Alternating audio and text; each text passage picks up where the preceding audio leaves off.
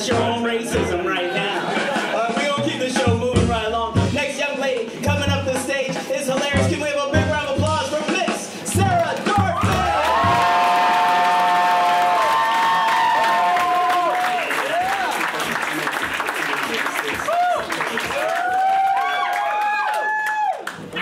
God, I'm so heavy. Hey guys, I'm Sarah. I'm Italian and Jewish, which means I like to eat a lot and then talk about it in therapy. I've actually been talking about food with my therapist since college. And I feel like we all have like little issues with food or foods we like to binge on. For me, my favorite binge food is peanut butter on a brownie with Nutella on another brownie. It's like a tasty game of Jenga. And I feel like a lot of American food companies today are even like trying to get us to binge eat.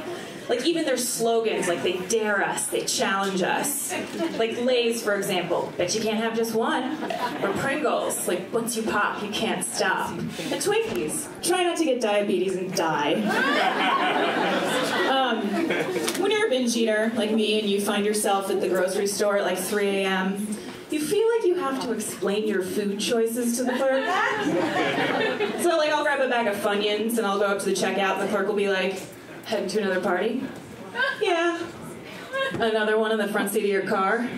Yeah. And guys, like, by the way, Funyuns, kind of an interestingly named binge food. Not so fun. They should be called Alonians.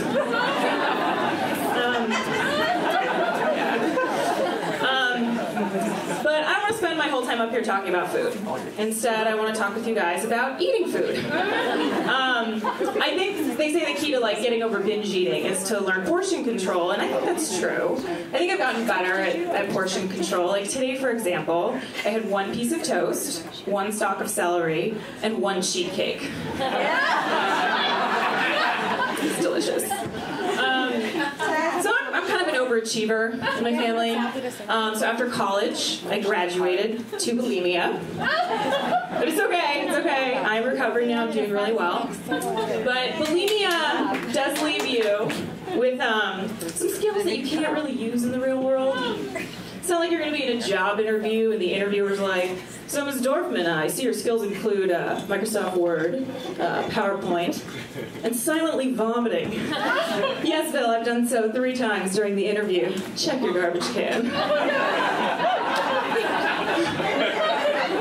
So recently I went home to see my family, and because I'm in recovery, I had my folks get me a bunch of stuff at Whole Foods, healthy stuff to keep me on track.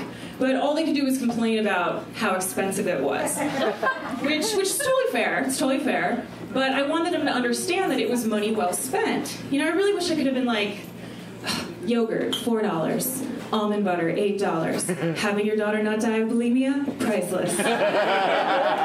Now, besides Whole Foods, though, another favorite supermarket of bulimics, unsurprisingly, Ralph's.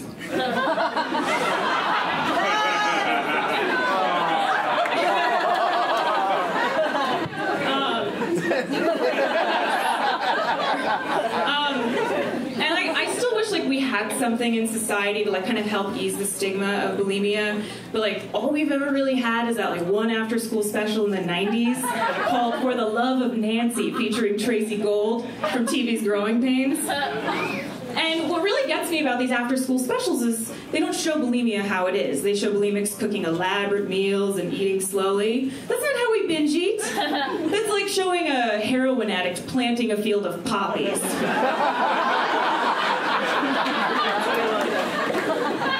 Well, look, like, overall, like, the scary thing about bulimia is that, like, it works. It so gives you what you want.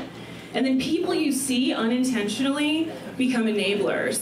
It's like, oh my God, Sarah, you look so good. What are you doing? You're so thin. Killing myself through starvation and malnutrition. Oh, honey, it's working. Thank you, guys. I'm Sarah.